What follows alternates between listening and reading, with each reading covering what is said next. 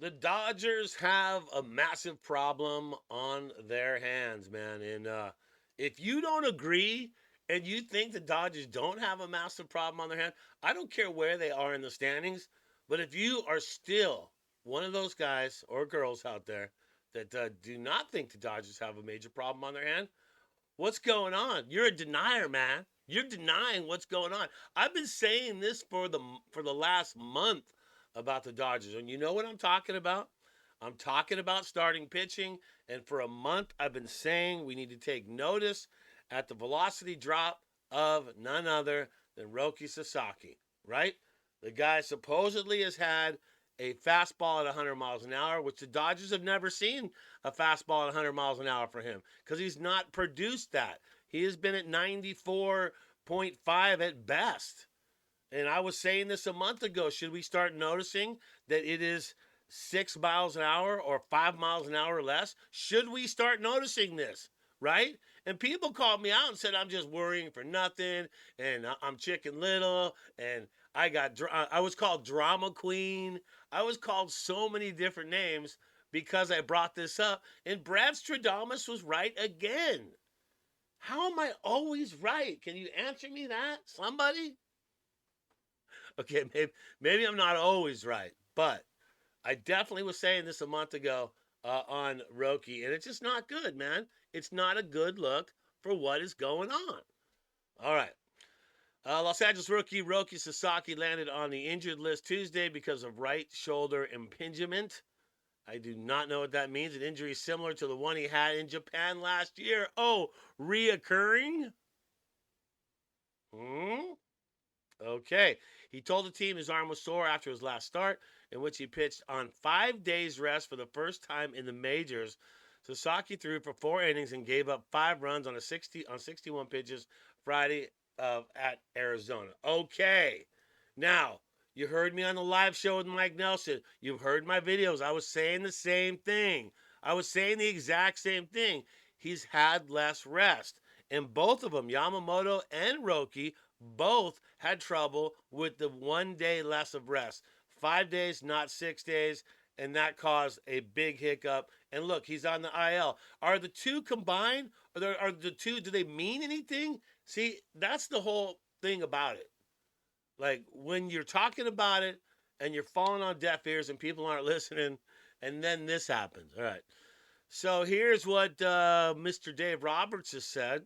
What we gather is he felt some discomfort for the last few weeks. He said this after the 11-1 loss against the Sacramento Athletics. I love calling them that. But given where we're at, the pitching staff, he wanted to continue and go and persevere and fight through everything until he felt that his performance was going to be compromised. That's when he let us know where he was at physically. So he kept his mouth closed. He didn't want to say anything because he's a tough dude. He wants to play through it. That doesn't help. Your ERA was near 5. So that's a problem. So underwent scans on Monday. It revealed the problem from the scans. Robert said there is no timeline for his return. Yay. Here we go again. No timeline for Snell. No timeline for Glasnow. No timeline for Sasaki. What is going on? Are you kidding me? What the heck? Am I in an alternate reality or something going on here? Because that's not good. Okay, so we look at it. Let's do the math there. So Snell's out. Glasnow's out. We don't know when they're coming back, but they are out.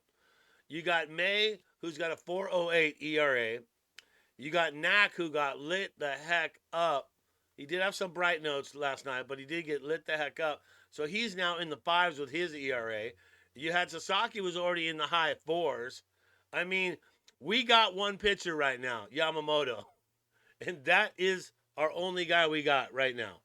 What are the numbers for yesterday? Let's take a look at what went down for our pitching staff yesterday. Landon Knack. Okay, 4.2 innings, 7 hits in 4 innings, 5 earned runs, ouch, and walked 1. But if there is one bright note in Landon Knack's score or his numbers, you got to give him the 8 strikeouts. In 4 innings, That's pretty darn good. Now, if he could just limited those earned runs to maybe one, that would be much better. But he did not. You see what Garcia did. You see what Banda did, and then you see JP. He came in there and immediately gave up 6 hits in 2 innings. He wasn't fooling anyone.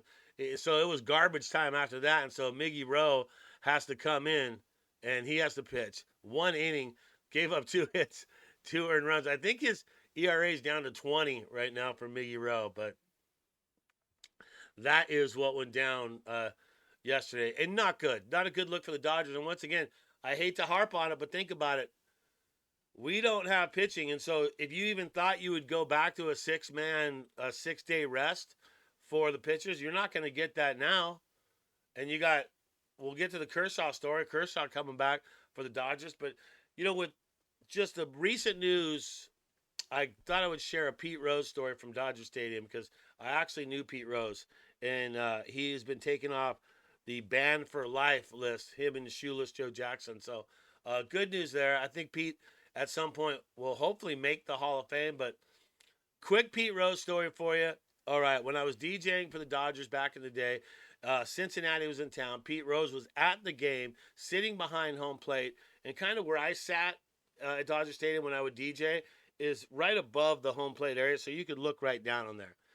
And so the cameraman and all the people working in the Dodger Vision area that I was working with saw Pete Rose, and they put the camera on him. Pete waved to the fans, and I told all the guys in the booth, I went, "Hey, guys, I know Pete Rose."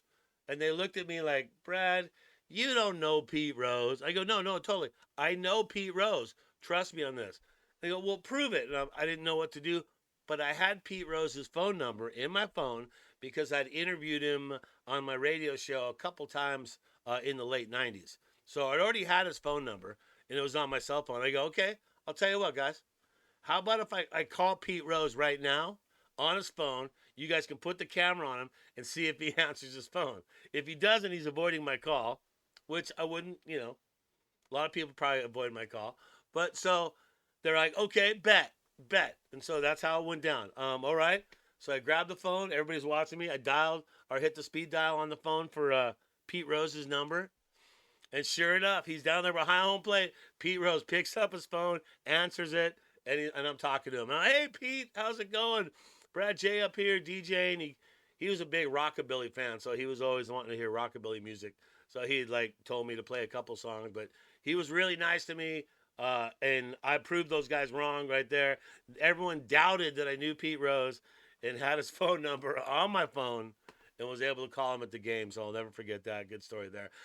Keeping things going. Hey, make sure you turn on your notifications, like, and subscribe to everything going on here at Dodger Digest. Kershaw to take the mound Saturday versus the Angel, the GOAT.